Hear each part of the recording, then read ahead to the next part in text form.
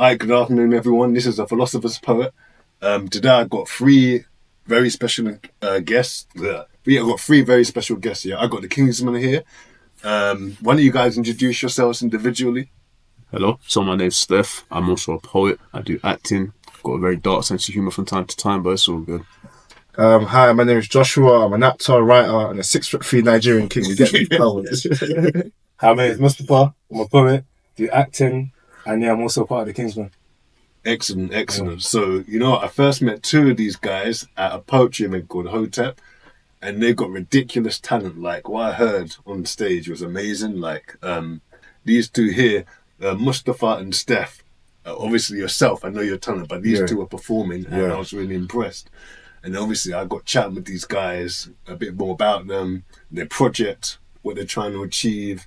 I wanted to delve into a bit more about like some of the challenges, why they're doing what they're doing, and really like what's the sort of the outlook we want to put out there to the audience, especially a lot of young black men and talented young black men trying to succeed in the world and what they want to do, but stay in their own skin. So I don't know. That's probably a good thing to kick off. Yeah. In terms of. Well, right before we start, just other members of the Kingsmen, other members. We got Ashley. We got Khalid. We got RC. RC. And we got our lovely mentor Kai Gamma. Don't forget Romario. And Romario. Romario. Barjita. Go follow. Cheers. Let's get to it. Sorry, I had to just do that. No. Good. So really, I really want to know like how this started. Why did you form the Kingsmen? The background to it, Everyone looks to me because it's just kind of so basically like you can explain it best, pretty much. Yeah, I kind of say it best. So basically, it started when I was like, let's say 20, 21 years old. I felt going into the industry like for some reason. With other black artists especially, I felt like a crabs in a bucket mentality. Okay. Like, we're all competing against each other. Especially in the acting industry. That's what I felt. That's my personal experience. I can't speak for others. But I felt that. And I always wanted to have my own group of people that I can rely on. Because, like, acting is mad, bro. Like, to be an actor, you have to be tapped. Like, you have to be insane to try this industry. Do you know what I mean? So, like, I felt like I need people that, like a team of people that I can work with and build with. And so I remember one day I was on Twitter and I saw that Hollywood actors like Charlie Cox, Robert Pattinson, Eddie Redmayne, Jamie Dornan, Andrew Garfield in LA, they all live together and they all help each other film self-tapes. So I was like, raw, like, and all these guys now, they're big actors, you get me? Like, I need my own version of that, but black. So I put a tweet on Twitter, I was like, I need a group of black actors shout me. People were liking it, but no one actually shouted me. So I was like, screw these man, innit? So I then started a program at Spit Fit. I shot Spit Fit as well. They do great work for young people. It's based in Ladbroke Grove, Kensal House. Yeah, and there's a program called Estate Ends. And I just met the man them, innit? And like, we just became brothers like over a quick time. Like we became friends, and we all of us just grew a bond. And like we started off filming skits outside Trillett Tower in West London, Kensal House, comedy skits for our boy RC's 5 Voltage page, and I just felt like I could trust these guys for the first time. Like a black actor is always like, oh, am I competing against them? Oh, I don't rate man, red tear. But this time I just felt like a genuine love with these guys, you know. So our boy Romario, shout out Romario Williams, he had a shot at the Lyric Hammersmith called That's a Strata. And that day I was a bit gassed because obviously I was younger. I saw some sweet ones in the audience. I was getting gassed, you get me? So I was like, bruv, I was on the high, I was gassed, good vibes, you get me? And we went to a Chicago Grill in Hammersmith. And I was like to the man them, it came to my head. But now looking back, that was God speaking to me that day. Okay. I was like, man, then let's do a group thing. Let's call it Kingsmen. And now looking back, that Kingsman now means men of God, men of the King, who's God. So in that spot of the moment, the name came to me. And like for the first year, we're doing stuff on YouTube, but it wasn't like consistent. It wasn't proper. And the man, you know, young men, you just always chatting shit on the group chat. You know, oh yeah, we have this idea. Yeah, we have this idea, but bro, nothing got done for like a year, bro. You know what I mean? And then somebody we met at Estate Ends called Kai Gamma, who's now our mentor, a brilliant man as well. Someone called Bashi, shout out Bashi. You get me? Shout out Bashi. She's like a person in the industry that I can rely on. Very, very nice lady. And she was like, oh, get Kai Gamma to mentor you guys. I was like, oh, I know, but we know Kai. And we know Kai. Like, so I went to Kai and I was like, yeah, bro, the Kingsmen want to be more serious now, but we need like a mentor, like someone to like manage us. Kai was like, I won't manage you guys, but I will mentor you guys. So we had a meeting with Kai, all 7 of us, and he was like, I believe you guys have potential, but are you going to put in that work though? That graft. And he said, if I tell you to sacrifice one day of the week, you come in, acting, no games, no gimmicks. Are you man on that? You know what I mean? And I looked at him, was like, okay, I'm on that, but like, bro, I was like, we was young, bro, like, bro, there's girl to chat to you, bro. There's things to do. There's things to do. There's parties to go to. Everyone on a Friday night, everyone's having fun, but we sacrificed every Friday because Kai said, if you can do it, I'll work with you lot. And Kai didn't charge us anything. He just said, he asked us to show up. That was it, to show up and do the thing. So, yeah, that's how it started, you know. Okay. And ever since then, it's been an amazing journey of growth, a lot of, you know, individual success for the man. Them, yeah, it's been popping off. So yeah, that's how it started. Yeah. All right. So obviously, Kingsmen, the name. I was going to ask you about just emphasize what it means. So for you, Steph, and you, Mustapha, what does that does that mean? The same thing to you? Said men of God. Yeah. I take it as more like kind of divinity. Obviously, cross boundary with like. It's not just a religious thing. Yeah, of course. The idea of we're all creatures of God and we're manifesting that in various ways. So you lot are speaking out that truth through your own narrative, through your own environment. Yeah. So okay, so now you're doing like Fridays, you're like acting, you're sacrificing.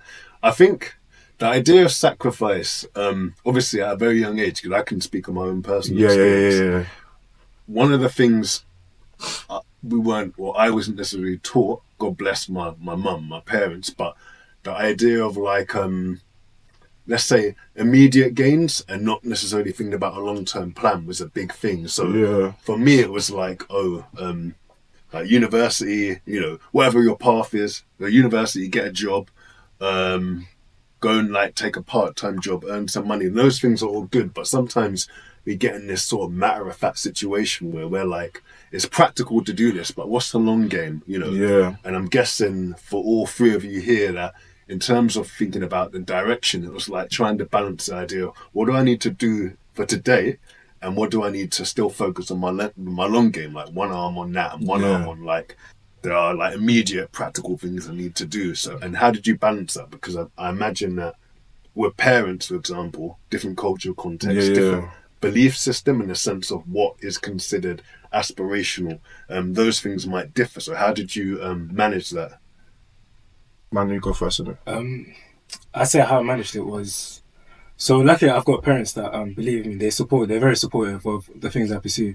Especially when they see that I'm sort of pouring like my heart into it, they're saying that, okay, cool, so he's going somewhere. But there's also that part of you where you're thinking, okay, so you kind of set these timelines and deadlines for yourself because you don't want your parents or anyone to think of you a certain way. You don't want them to think that you're wasting time. So how I balance that, I sort of do what I know I'm in control of, and the rest of it I just leave it to, you know, just leave the rest to God. That's all I can do. You know, me personally speaking. So yeah, so doing what I can, for example, like uploading poetry on a weekly basis, that's something that's something that I've got control of. So that's what I do, and I just put my focus on that. And Real. No, in my case, I'm very similar to Musti. So I've got very supportive parents, and I've been doing acting from young. Like my journey originally began about 4 or 5, but if we're talking like from up to this point, probably about 12. I've always had very supportive parents who have pushed me to go forward in acting. I have family members who act and stuff as well. But one thing I'd say about me with the balance is I know as much as I love acting as an art and a craft, I also very much understand that it's a business too. No matter how upset we may get at that statement, it's very much a business, because there are going to be things where they're going to look at someone not of acting ability and numbers.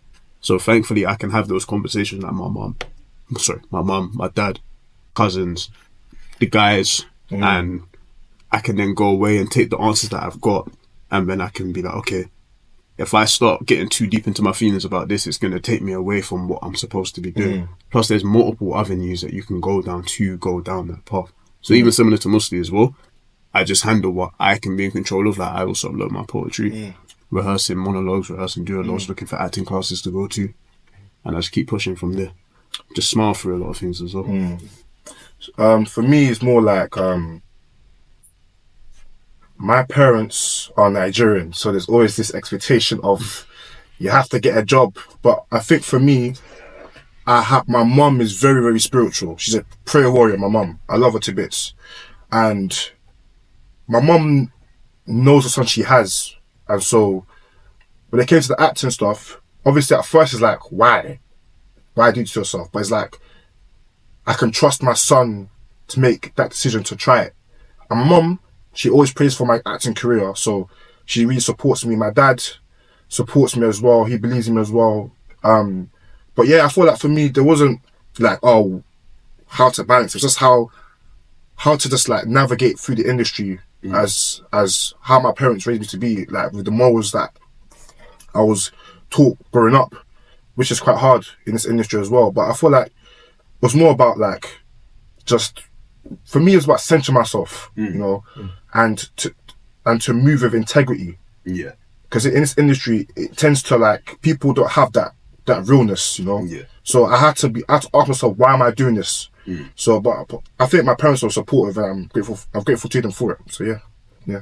That's a lot of wisdom for someone so young, because you know the biggest thing in life is people older than me even, they don't tend to ask why they're doing something. Yeah. Because either they're scared of the truth or challenging that. Yeah. Or because the thing is, when you start to ask yourself why, even though you don't have an answer, it's the beginning of growth, of change. Yeah. It's just the uncomfortable answer or realization that maybe what you're doing is not what you want to do. I mean, the universe or God has a way of course correcting, but the thing is, the longer you resist, the bigger the price it pays to actually turn the corner. You lot were blessed with parents who supported you. Where I grew up when I was a kid, there was a lot of scarcity mindset around, and that was to do with financial pressures and cultural pressures as well. For me, it was financial pressure, because I grew up, my mum did worked 3 jobs, I have a twin sister, so us, it was like immediate money, you know. Yeah. But then the thing is, the funny thing I learned when I was your age was parents grow as we grow. So Yeah, straight. as amazing as my mum was supporting me, but also had a different worldview, and then she grew into a more amazing person. And it's interesting because my relationship with my mum is far better than it was when I was a kid, which you might expect. But our dynamic is kind of they're still parent and child, but it's more like we're both adults. We kind of deep that, so there's still that respect. I mention this because obviously you guys are already ahead of the game in that sense. You already have that. You have the respect that we grew up with, and we grew up with that culturally, whether you're from Africa or whether you're from the Caribbean. But you've also got the idea you have to be your own man or your own woman, your own person. You know?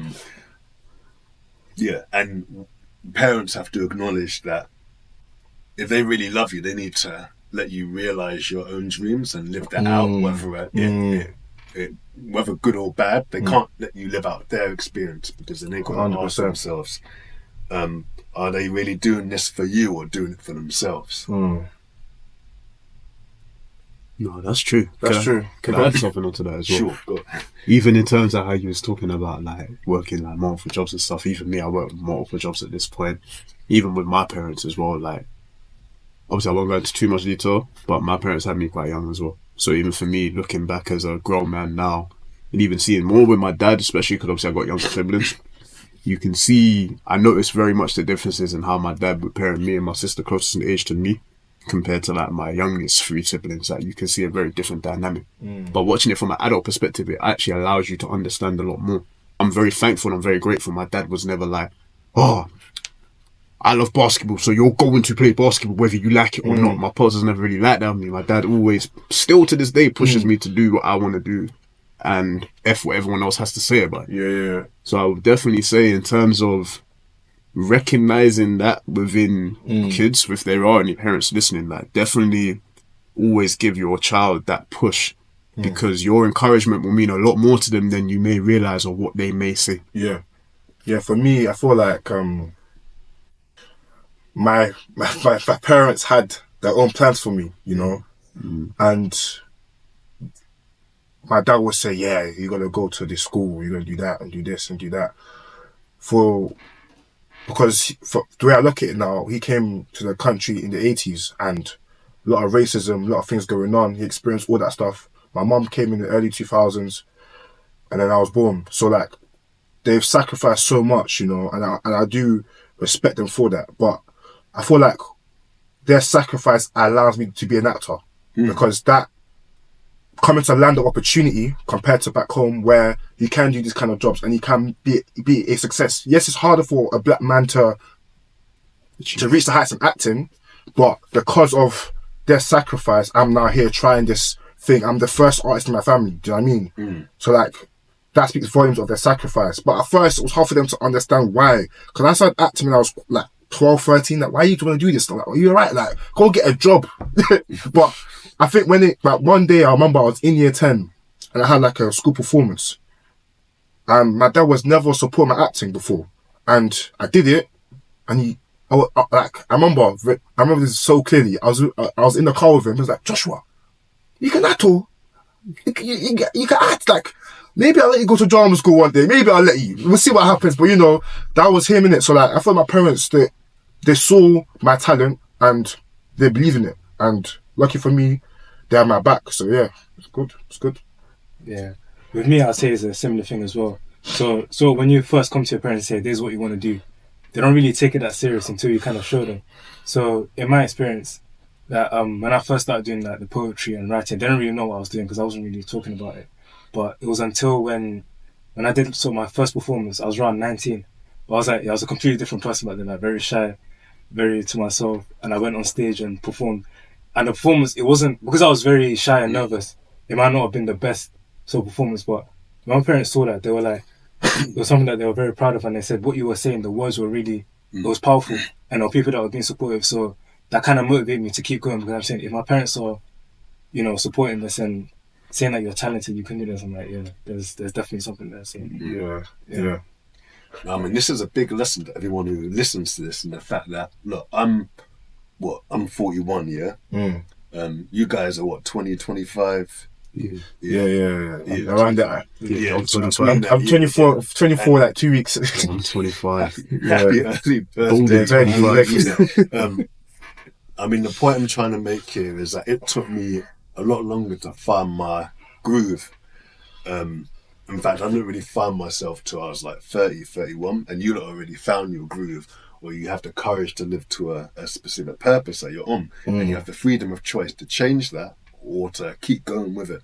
I didn't give myself that luxury of that, because there's this whole thing of, yeah, everyone needs support, but then you've got to develop your own agency as well. Yeah. That's a very sensitive thing in our community overall, simply because we rely so much on collective support, or sometimes, unfortunately, the illusion of collective support. And then when we start talking about agency, it's supported, but sometimes agency or individualism, because it's so wrapped up in, let's say, supremacist talking points, is often looked at negatively, but you don't realise that life isn't so black and white. It means us taking the best things from our culture around, like our collectivism, our outlook, our creativity, and then taking concepts from others to help us, and then saying we've not lost our essence. We've just made moves to say, you know, we need to add to that and modify it, but the core of it intrinsically remains the same. Who we are and who we represent as both members of our communities, but also as individuals. That's so important, because you're not just a member of a community, you're a person, you're an individual, you're a soul, you're a spirit. And So treading a line between something that transcends flesh and blood and a higher purpose and a higher self, and something that needs to represent a community. When they're both aligned, then the one will flow and develop and help others be individuals and collectives. Think for themselves, but also think with compassion and think with their feet in the ground, i.e., you know your roots, but you also know you need to reach for the stars. Yeah. Yeah. I feel like I thought that a lot. I mean, I'm from a council estate, innit? Grew up in a block in northwest London. So, like, for me, like, when I wake up, I walk around from young, I'm just seeing blocks, I'm hearing stuff, someone's getting this, someone's getting that. But then I realised, like, growing up, I realised that, like, I knew that I could be more than that, transcend that environment. For some reason, I always thought, like, that didn't define me, because I wasn't, like, a road youth. I was just a kid that grew up on the block, you know what I mean? So I feel like chasing acting made me see that, like, from young, made me see that, oh, I can become, like, a movie star. It's possible. Not that it's gonna happen, but that's a possibility.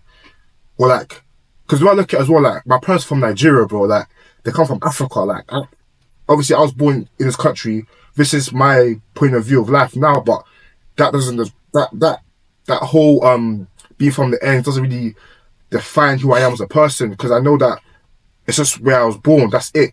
I have so many more experiences to look out for and things to do. So I feel like you're very right with the whole, like, know your roots, but the stars, reach for the stars for sure. Reach for the stars for sure. Could I add on to that? Yeah. Because even with me, like, I didn't grow up in, like, a council estate or nothing like that. The estate I grew up in looks very different. It even looks very nice. I'm from Southwest London. Yeah. Do you know what I'm saying? Even with me, if we're going to go specifics, I'm not going to say the area, but I'm from Wandsworth, like, area-wise. Like, borough-wise, sorry, I'm from Wandsworth. But it's like, especially with, like, obviously where you grew up, where Musti grew up, where some of the rest of the guys grew up, you have a lot more examples of highly successful people in their field. Not saying the borough I grew up in doesn't have that, but if you're to research it, you're not going to find as many. Yeah. So for me, it's been an extra motivating factor for me to be like, alright, cool. Especially the area I specifically grew up in. Where did you grow up in Southwest? Because I grew up in Southwest. Where Southwest you grew up first? Sorry, that's how they man. That's how they man.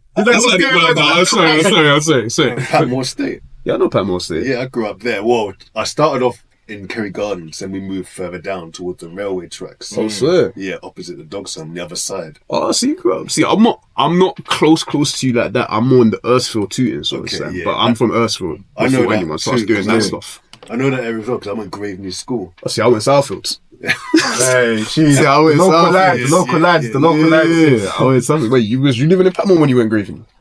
Yeah. That's a trek, you know. I used to get on that. I used to either get the Route 77 or the 44 bus. It's an hour journey, but we made a laugh of it. So we used to play blackjack on the bus. Oh, you got to. Till we got to like Tooting Broadway. Yeah, straight. So, you know what? Some of them were the most fun times I had as a teenager. Like just hanging out in the bus. We used to meet them some of the craziest people from Bevan. Who used to get on the bus. We used to play with. Yeah. And then some of the craziest chicks from Burwood. I even crazy what sense, bro? No, just like you got all sorts of people, you know. You're just grateful for the experiences. I even remember that McDonald's that I took at one Burntwood girl and when I was 15. What, the one or two in the cross on the KFC? Yeah. Oh, greedy. Thing is, knows what you've done. I met more as I got older because I ended up going to the sixth form at Graveney. I met more chicks on Burntwood on the Northern Line. Yeah. I know the Northern Line. Yeah, compared to we going like Clapham and Stockholm and all of that. Yeah. Nah, for real. Memories, man. But even going to what I was just saying, it's like because there's not as many obvious examples, you would find yourself, me personally, should I say, I would find myself being like, you know what? In the specific area and region that I grew up in, I know I may not necessarily be the first. But I know if I can leave an impact in the way I would like to leave an impact, that can be an inspiration for people that look like me in that area. Yeah. Because if you, like, for example, I'm sure you know, like, if people hear Earthfield or Google Earthfield, with all due respect, you're not going to see a lot of black people. You're not going to see a lot of representation like that. You have to go into the area within certain sections to find that. And there's a lot of talent there. True. There's a lot of talent there that I feel gets very much overlooked for, not even just for other boroughs, but just in general. A lot of the time people move into those areas where I live or where I grew up to get away from other areas. Yeah. So for me, if I can be a representation, I don't want to say a voice because I don't want to speak for everybody because everyone has their different ideologies and what they want to do. But if I can be an example of, look, you can grow up within this area. Yeah, you might not be living in the most rough neighborhood and whatnot, but you can still push and do what you want to do. I would like to do that for people that grew up where I grew up.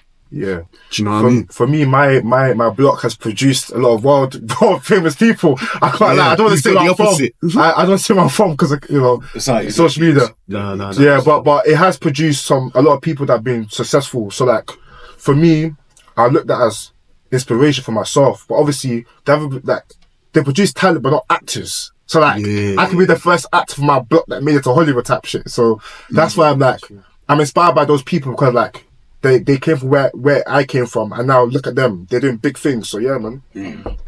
Yeah, like with me, in my case, I spent a bit of time in Gambia when I was young as well. Oh wow. So yeah, I was there for 2 years. So when you're there, you're seeing certain people, not everyone, but certain people and some of the circumstances they're in, they don't really have the privilege to chase their dreams. So when you're in the UK now, you actually realize that sometimes it actually is a privilege to be able to go after what you want to do, chasing your passions. So it's kind of put me in the sense that you don't really take it for granted. So yeah, that's what it's kind of instilled in me. That experience, the two countries. Yeah, that's it, man. 100%. So within that, I'm gonna pinpoint towards the acting industry here. Within the acting industry, what are sort of the biggest barriers that you have faced? Obviously, it's a competitive market industry and everything else, but I want to get down to sort of the nitty gritty of some of the key things, and then after that, I'm going to ask you about, obviously, like, it's really positive seeing more like British actors on screen. Obviously, I think the divisive thing really is, obviously, it's opportunity versus optics. Like, obviously, some of our most talented Black British actors are often portrayed in particular lights, you know, whether they have choice in what they choose to act in, whether it's because they're representing their reality or whether it's money. You know? So we'll touch on it after. You know. Yeah, for me, I feel like in a literal sense, obviously, the literal sense is that you're coming from a certain background that theatre is not meant for, technically. Or catered to. So like, people that look like me don't go theatre. That's it. That's the fact. So, I mean, you come to the industry, you're talking how you're talking, like how I talk. People are like, why are you talking like that? Why you act like that? And being in a lot of youth theatre now, I can say that I've experienced like that level of discrimination, and I guess people don't mean it, but it's there because obviously I'm from the ends in it, and like people don't get how I think. Yeah. Because I grew up in that survival mode, you know what I mean? So how I approach acting is like I'm trying to make it, and for them, they have like parents that can just help them go drama school, like people that can help them just pay for stuff, or they have connections. I don't have connections. I've had to fight to build those connections within the industry that I'm in. Do you know what I mean? Is it, I'm going to turn this around a bit, is it that, because you said they don't understand anything, is it that they can understand and they can see, obviously you have potential, you've got talent, is it the fact that they're blinded by the perception of your language and the way you speak? I'm not saying it's not a negative thing. What I'm saying is they themselves are letting biases stop them from seeing who you are. Because I think a lot of people can understand you perfectly. 100%. But they're willing to let those differences, I'm going to say, based on subculture, based on language, based on upbringing, to stay as barriers. Because actually, to some people, if they're not authentic, it's actually an advantage to them. Otherwise, why wouldn't they spend the time or invest the time in trying to understand, trying to know you as an individual, as a person as well? I feel like, you're right. Like, they can understand, but they choose not to, because like for them, it's like they don't have that time. Whereas for me, I'm trying to, from my point of view, I'm trying to grow into this culture, because I know that it's not the culture from that technically I should be in. Do you know what I mean? So I feel like they can understand, but they choose not to because how they are, and like the industry is like that. Obviously, to speak for on my experiences, as a young black man, you are the industry seen a certain light in terms of casting, what you can do, and how people would kind of treat you. But it's for me, what's helped me is just knowing where I come from. Every single time I feel like they're treating me like this, or people are speaking to me in certain ways that I don't like, I know where I come from. You know, I like connecting with my Nigerian roots, especially my early 20s has helped me a lot, because growing up I wasn't proud to be Nigerian or African, but now I can say I'm proudly Nigerian because that's where I'm from. I'm not English, bruv. I'm British because I was born here. That's it. I'm Nigerian. That's it. And like, I look at my parents, my family.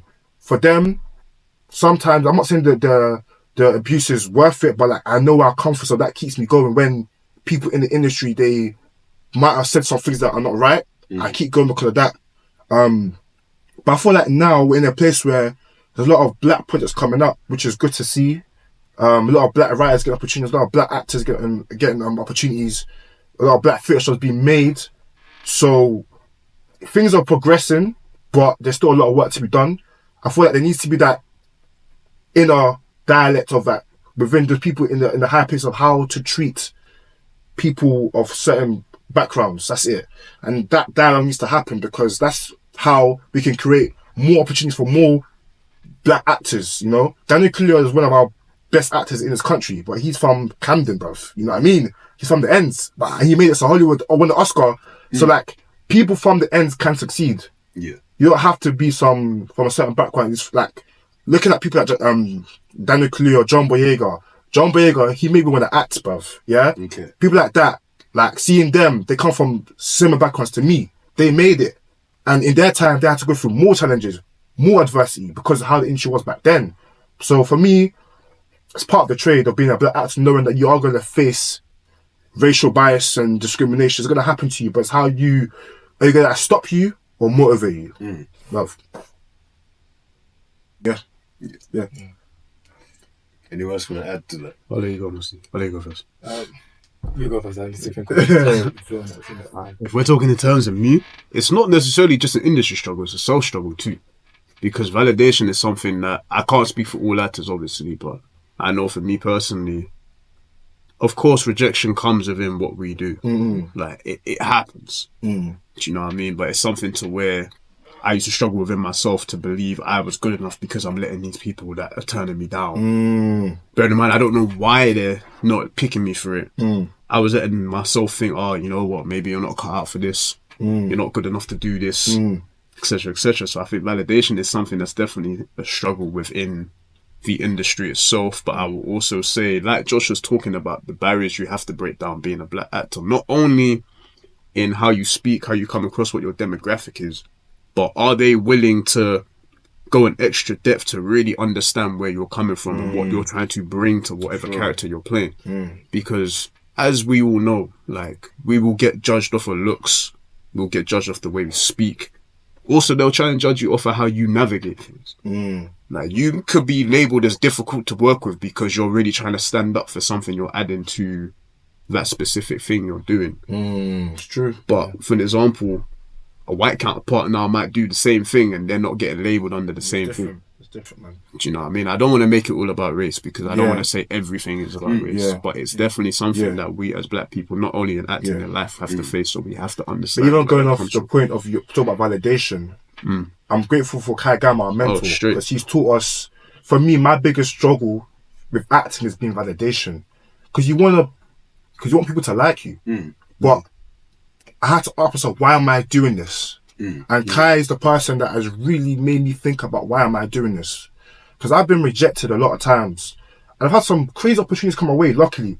That I'd be like, oh, this could change my life type shit. But it doesn't happen how I want it to happen. Then I go I go into a whole like spiral of, oh, I'm sad. But Kai made me realize you have to find out why you're doing this. Because if it's for the fame and the glamour, then you shouldn't be here, bruv. That's the facts, you know? But he made me see, like, for me now, reading a book called The Artist's Way.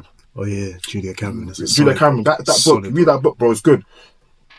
My creativity as an artist is connected with God. Yeah. That's it. She says, creativity is God's gift to us. When we use our creativity, we're giving back to God. You know, so for me now, I'm centered in the fact that, like, I'm not doing this for the approval of a casting director or a director or an agent or a producer. Who cares?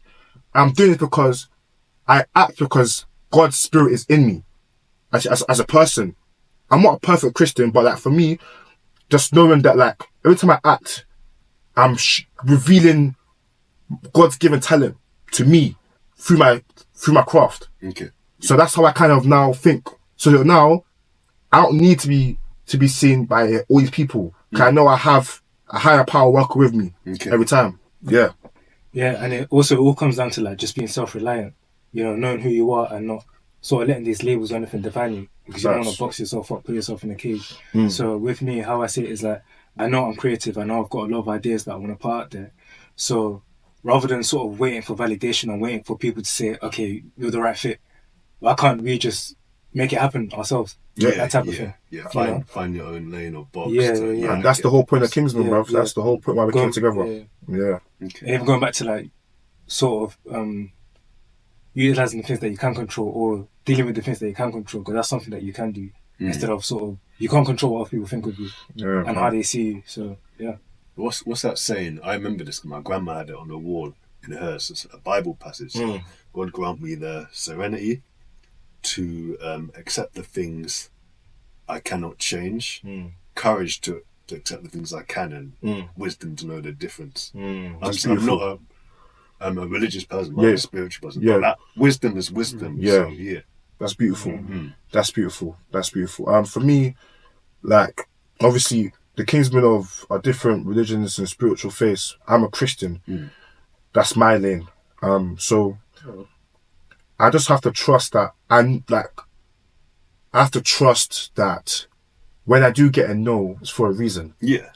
Like, the no's are for a reason. In life, anyway, every no you get, but in industry, you get a lot of no's. Yeah. More than a yes, you know? And it's about, when you get no's, are you going to let it defeat you or know that something is better is coming on the way? And for me, my journey has been, I get no's, and I get a yes that I look back, it had to be this one for this reason, you know? And it had to be this way for a reason. That's the beautiful thing about life and the journey of an actor, that what is for you is for you. Yeah. It's like saying things don't happen to you, they happen for you. Yeah. Because the beauty about life is when things happen to you and you perceive them as negative, what you don't realize is there are opportunities to understand who you are by understanding who you're not, or to understand what's meant for you by understanding now what's not meant for you. You see what I mean? You're one step closer to knowing who you are, and therefore knowing what you're about and what's out there for you, and then also to understanding why you make decisions. So even in that light, it's a victory.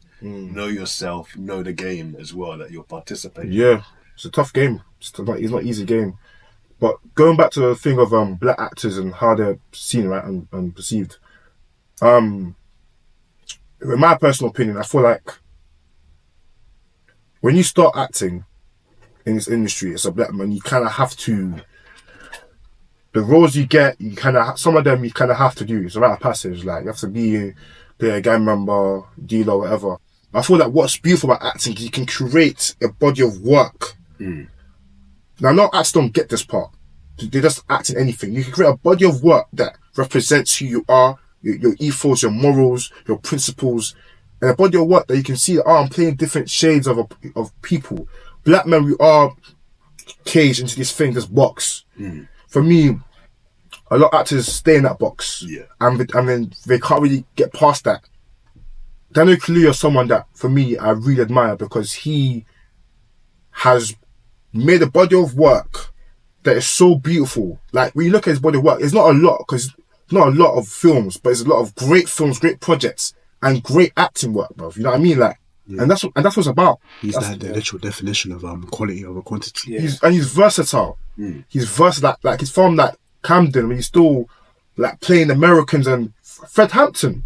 Like, when I see that, I'm inspired, because like, bro, that's that man represents the civil rights movement from back in the day, you know, and like that's an important figure. And in Black Panther, it's been like a African spy, you know, or in Nope, or in Get Out, all these films he's shown his versatility, or in Spider-Man, we play like a Spider-Man character. Like Yeah. the guy's brilliant. You know, even like actors like trying to think, Chiwetel Ejiofor. You know, he's played a lot of different roles. So I think when it comes to how we were perceived, it's up to the actor what they want for their career and what they want to do with their talent. Because once you get to a certain level, the studios now rate your thing. So the studios will be like, I can trust Daniel Craig to be a star because he's going to get me that $200 million in the box office. So yeah, he can do what he wants. Well, once you get to that level, you can then choose what you want to do or what you don't want to do. Exactly. And even then, that brings me back to the point where I said it was a business too. Yeah. Because once you elevate yourself to a certain point, not only are you just the artist and the actor, you're also the businessman or businesswoman, business person, whatever you want to call it, in that space. Because once you get to certain levels in your career, there'll be certain casting directors that may come to you with a role, and because of the level, you could turn around and be like, nah. Bro, it gets to a point when you make it, to that level, they're writing scripts for you to do. Yeah. They're having scripts, characters in your honor. they're writing characters picturing you doing it, or like an actor like you doing it. So I feel like you do have that. For me anyway, there's certain things I wouldn't do even now, just because of my religion and how I was brought up. That's it. For Mustapha might be different, for Steph might be different, but I think we all have that choice to do great work, but not, what's the word, limit ourselves. Yeah. So yeah. And also to come down to like morals and boundaries as well, or things that you're willing to do and that you're not willing to do as well. Just not compromising that. 'Cause that can be very easy to do. So that's another thing that I thought I'd point out. Okay. No, that's a very relevant point.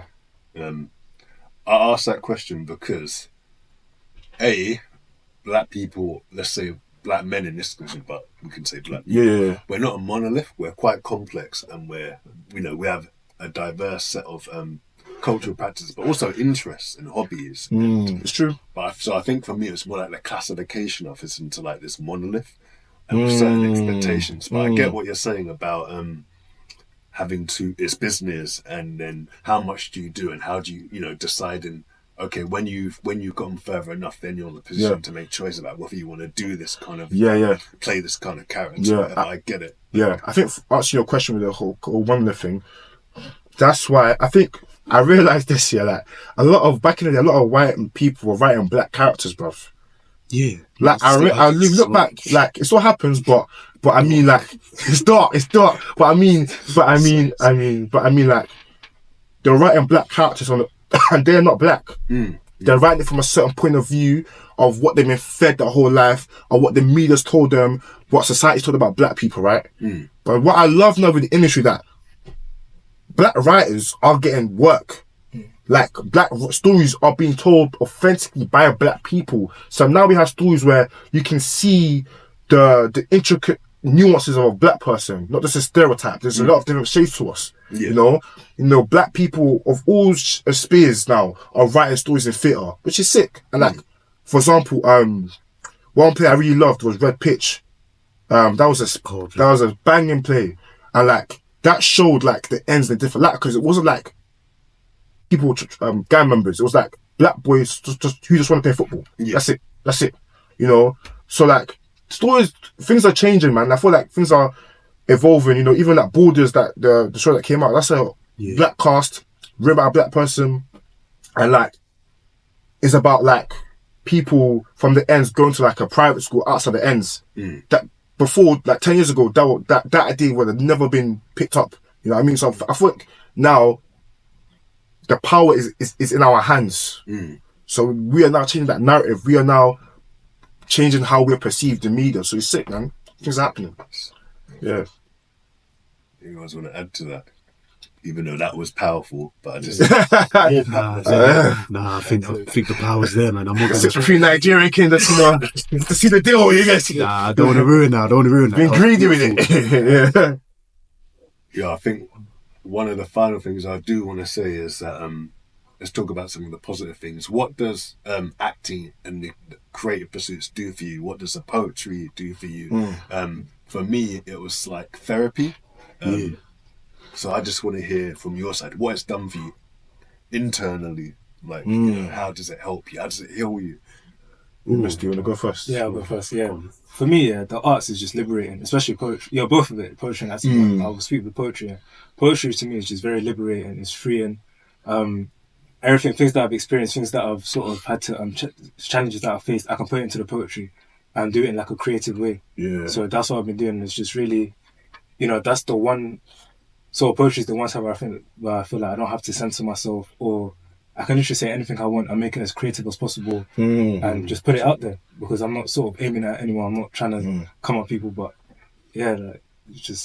it's very liberating for me and just very freeing. Same with acting as well. So, yeah. Even going off of the poetry thing as well, see, there's one difference between me and Musty. Musty might not be coming at people in his poetry. Me, sometimes I'm thinking about people when I write my poetry. Sometimes as well, but sometimes, especially with me, like I'll be honest, I feel like shots. I'll speak about the poetry a little bit more, because I feel like I've definitely spoken about the acting. But with me, I started writing poetry when I was 8, and I started writing poetry at 8 because as a child, when you have frustrations and you feel like you're not being heard or you don't quite know how to express them looking back, I very much realised I began this as a way of like, you know what, if none of you lot are going to really listen to me or give me a chance to explain, let me just start writing this stuff down. But once I started picking it back up at 16, that's when I really dived into it. And I find this also a form of therapy for me. It's a way for me to express, like Musty said. I don't have to censor myself. And most of my poetical influences come from rap. So like, when I was younger, I'll be real, like, whilst I was doing acting, I also wanted to be a rapper, but I then realised maybe that's not the lane for me, because I know for a fact the kind of stuff I would want to rap about, I don't live. And I wouldn't want to be that artist that's faking the funk or faking all that stuff. So I found with poetry, I can be a lot more metaphorical with things. So I can talk about those kind of things, but I can put it in a poetical sense. Like Musty's line with the 12 gauge, I can do that kind of stuff as well if I was to put my mind to it. Or I just find it's very therapeutic, but I also find it's a way for me to actually document my feelings, especially as a man. Yeah, that's. Do you know what I mean? Like I don't want to make it a whole gender war that we go on with these days. But as a man, there's a lot of men that don't feel like they get to express themselves. But I will also say I feel like there's a lot of men that don't have the outlet because they may not have reached into themselves to find that outlet. And I'm just glad I was able to find mine at 8. Because from 8 until now, more or less, I've been writing how I feel, like whether I've been rejected from acting, women, whatever it is, anything I'm feeling at that time, best believe me, whether it's in a notepad or it's in my phone, I'm going to sit there and write about it. You might think I'm scrolling through the net, or you might think I'm texting someone. Like, no, 9 times out of 10, 95% of the time, if you see me typing in the phone, I'm typing away with my poetry. And with Go on, bro. So obviously you were saying you started writing poetry. Me, I started at 18. And although when I started writing it was earlier I was talking about how it's liberating, and I felt like that, but when it came to putting it out there now, that's why I felt, maybe certain things do I want to say it differently, or maybe this isn't worth coming out. I don't want people to see a certain side of me. But it came to a point where it's like I can't keep caring about this stuff. At the end of the day, the art reflects sort of like who you are and all that stuff in some cases. So I was like, you know what, let me just that's why I did say like a lot of my poetry is coming from, it's kind of different to what I was doing before. Because sometimes it did come with a bit of restriction, but I was like, let me just write freely now and just say everything that's on my chest and just put it out there. Trust me, you body the poems you do anyway. No, both of you are cool, man. Both of you. The thing is, you have different styles. As a friend, I can see you have different styles. Like I think Musti's way more what's the word? Lyrical. I think Steph's got like come from the heart. And I think your delivery is cold, bro. I appreciate it, thank you. And Mustafa's writing is impeccable. You know what I mean? So you guys are both really talented at poetry. Can I add on to something actually? Yeah, sure, go ahead. Even with me and Musty, so we have our poetry duo page. We definitely got to get back onto that once we finish up with stuff. But South to West Arts, S2WA, and even with what Josh was saying, like I've noticed with Musty's poetry, as we write together, we write individually, there's been a lot of improvement from both of us. I can say when I listen to Musty's poetry, Musty has a lot more metaphors and wordplay within his pieces, which I really enjoy. To where even like, is it called Hidden in Plain Sight? Yeah. Every time Musty performs that poem, I'm there reciting the first few lines because I just love that poem. Whereas me now, I think maybe it's more heartfelt because I put a lot of emotion into the stuff that I do, but I also enjoy the storytelling aspect because that's what I grew up listening to. Like for an example, if I'm gonna go off of musical storytellers like Big L, Casualties of a Dice Game. Obviously, you got Biggie, you got Tupac, even a lot of my boys get onto me for listening to this guy, but even YG, Why My Crazy Life, like that album, if you listen to it from start to finish, it's a whole story within itself. Kendrick, like a lot of my a lot of my storytelling stuff comes from my musical influences. Yeah. Josh, you got poetry to come in too, by the way. Yeah, I'm up for it. I'm up for it. You know, but I think acting for me, I look at my life. I have a lot of different experiences. You know, I started acting when I was like in secondary school, and I wasn't the most rated kid in my school. You get me? I used to get bullied quite a lot. And I remember I'll go to like an acting class on Wednesday, like for like 3 hours. I just felt free. Like, I can't. Cause no matter how I felt about myself, I had low self-esteem, no confidence. I was just like, I was a bit bigger as well. But then I was chubby. Acting just made me feel good. I can't. Words can't like describe how it made me feel. Like, it gave me like a sense of liberation, a freedom, you know. And like, even now, when the industry is tough as it is that craft that's going on stage, getting to act, you know. I remember I did a show in Northampton a couple months ago, and it was my first time performing like on a big theatre, like 500 seats. I remember, and like, just that whole day, like, I just felt happy, bruv. Like, I wasn't like, it was like a mad project like that in terms of like audience members and that, but like, just getting to act on that stage, like, I just felt so happy. Like, I can't describe how I felt. Like I walked in, there was stage manager, there was a big set, there was lights, they were doing the light. Bro, I was like, what? This is lit. Like, this is why I do acting, just to feel good, you know.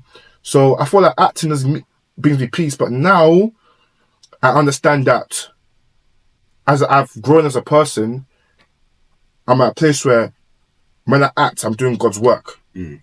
I'm showing what God has put inside me through my acting.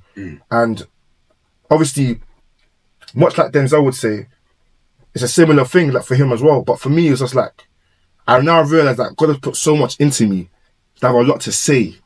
I have a lot to offer. So when I act through a character, I'm showing a part of something, you know, of myself in a different light or context. And even just that now is like, I'm like, yeah, this is why I do it, you know. So I don't need validation. I don't need your approval. I don't need you to rate me. I do it because God's with me. So yeah. I thought I'd say as well, with the poetry stuff here, actually, I've not mentioned this yet here, but Steph is actually someone that inspired me to get back into it. No, seriously, like 2-3 years ago, because there was a time where like I was still writing, but I wasn't really as enthusiastic to like pursue it and perform it. But then when we met up, is this like the first time you like properly met? Yeah, and we started talking about poetry and stuff. Oh yeah, I remember this. And we're reading each other's poetry. It just started. It brought back the spark. I was like, yeah, this is inspiring. I've got someone that.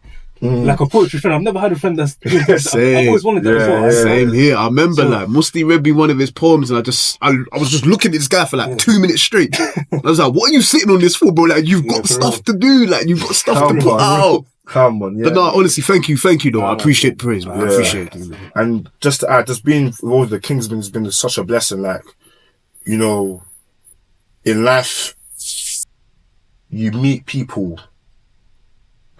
And you realise, I met these people for a reason. Like, all 7 of them, and King and Kai, like, they're my brothers. Like, it's not like an industry acting thing. It's like they're brothers. Like, they're my family. Like, I think our friendship has gone beyond just the industry we're in. It's become like a family. So, big up the Kingsmen for real, man. For real. Straight, real. And shout outs to the rest of the guys that aren't here today, unfortunately. But you'll see them. Do you know what I'm saying? You'll see KB, RC, Romario. Say Khalid before he gets mad, bro. Say Khalid. Sorry, Khalid. Apology. His name's not Khalid. Sorry. Yeah, it's alright. Big up Khalid. No, big up Khalid, big up Romario, big up RC. Big up Ashley and Pandu. Big up Ashley and big up Kai Gamma as well, man. Come on. Yes. I mean, I think the final thing I'm going to say is based on what you said. Is obviously when you desire something and you're on your purpose, often God or the universe will provide you with the opportunity for it. So I see you lot meeting and your interaction, like, you know, talking about why you're sitting on your poetry. In my opinion, that was once your vibrations were there, once the energy was there, then you were put in a position with the opportunity to meet like-minded people. So that's a blessing to me. That's how God works. He makes you see that, and that's how you see a reflection of yourself, whether you know you're on the right track or you need to change tracks. And then the other thing I wanted to say was, because it's been a pleasure speaking to you guys. Thank you. Vice versa. Pleasure, man. The fact that, like, you know, we talk about this idea of not feeling confident, validation. You mentioned that quite a lot, and the fact that the reason we seek validation is because by default, I think we're taught to look at the outside world as our metric for success or failure, or even like moral value. And even our parents who love us and instruct us in a way because they want the best for us, they even come with their own belief systems and biases. So it's up to us to determine to take that, what actually speaks consistently of the practice of love, if you believe God is love as well. And we, as conscious beings, we have to come to this point where if we actually can acknowledge that we've got something, or we're able to speak life into other people through our work, and I think you do that. I think people can resonate with your work, and I heard your work. I actually went through your TikTok, and obviously I heard you on stage. I think we underestimate the power of our words, or even our acting, or the energy or the soul we put into our performances, because they speak of genuine feelings and emotions. It might not be the same exact circumstance, but the feeling, the source of that feeling, the source of that insecurity, the source of that pain comes from the same place with all human beings feel, and that's fear. That's a lack of love, or not knowing oneself. So I would say, I'd urge you say the foundation of you guys as you're going along this journey is always try to step back and say, am I feeling this? Is it coming from me, or is it coming from one of the many constructs that I've had to build around myself to protect myself from certain things in life? And if it's not me, then I understand why I built it, because I built it because I needed some way to maneuver through life, almost like a mask or something. If you can understand yourself from the mask, then you will never get swallowed by the mask. You'll just see it as something you put it on for practical intents and purposes, but then you'll never stray away from who you are, your authentic self, which allows you to practice that love through your words, or through your acting, or just in life in general, because that shit permeates. It's not, we don't live in isolation. If we practice that, then people feel it all over the place. So yeah, just remember remember the masks, and remember that you can take off the mask, or you can reinvent them anytime you want. They're just necessary tools to navigate through life, but your work will speak of you and not that mask. And too many people live with the mask and think the mask is them. In the same way, people think that the mind is the seat of the heart or the soul, and the mind is just a thing we use to process everything. The heart or the spirit, whatever the word you use, that's us. That was a poem in itself. Bars. That was a poem in itself. Yeah, man. But the Kingsmen, we got some stuff happening. Okay. So basically, through our sessions with our mentor Kai Gama, shout out Kai Gama again, we were doing improv, all of us, and through improv we create characters. Okay. And through the improv we create a story. And now we have a whole play. Okay, wow. A whole theatre play. And it's really good. Alright. And obviously things are happening right now in terms of that. But what I will say is that we do have it coming out this year. Okay. So look out for that, sure. Be prepared, because that one there is a hit. Alright. It's a hit. I'm saying it right now. I said it right here. It's a hit. So, and also me and Mustapha have written a little something together. Yeah. Okay. So, when it's time to announce what that is, we'll share that. But don't worry, man. In due time, you're going to see the method to the madness.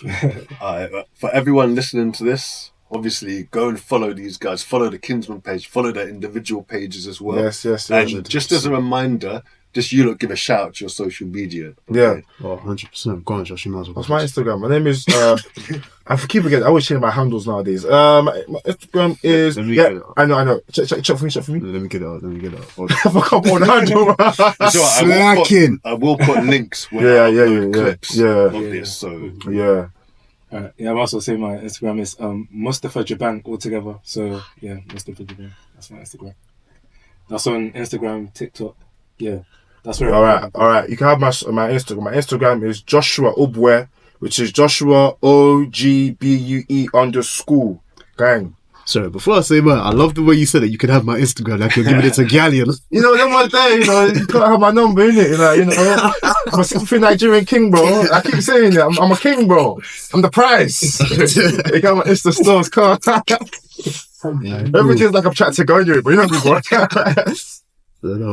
Figgy. So my Instagram is shwtv99. That's shwtv99, and that's also my TikTok. If you need anything else, there should be a link on my Instagram that has all of them in there. And obviously the Kingsman page is what's it? I keep forgetting everything. Is it Kingsman MAG? Or? It's Kingsman. I'm gonna get it up. I'm a young man. My memory's gone dark. The Instagram page Memory's gone dark. What's mine? Bro, sometimes I'll be at work, I'll forget people's names and that, bro. It's actually not, bro. I don't know your name. It happens. What's the Kingsman page? So the Instagram of the Kingsman page is Kingsman MAG. So that's KINGSMENMAG. Which stands for Mass Arts Group, and then we got the YouTube in it. Yeah, and then the YouTube is the Kingsman. The Kingsman, but our handle is Mansa Arts Group. So yeah, okay. There's quite a few Kingsman pages. So if you can't find it through Mansa Arts Group, just filter it out by putting channels, and then you'll see it's got a black and purple logo that says MAG, and then you'll see 7 black fellas on there. Handsome black fellas. Get the shot, man. Alright, everyone, look. Thanks for tuning in. It's been a pleasure. As I said, follow these guys. They're going to be the future of acting and writing and poetry. Yes, for sure. And I'm the philosopher's poet. And as I always say, the world spins with me and you too. Acting industry, we coming for you. Taking your roles, man.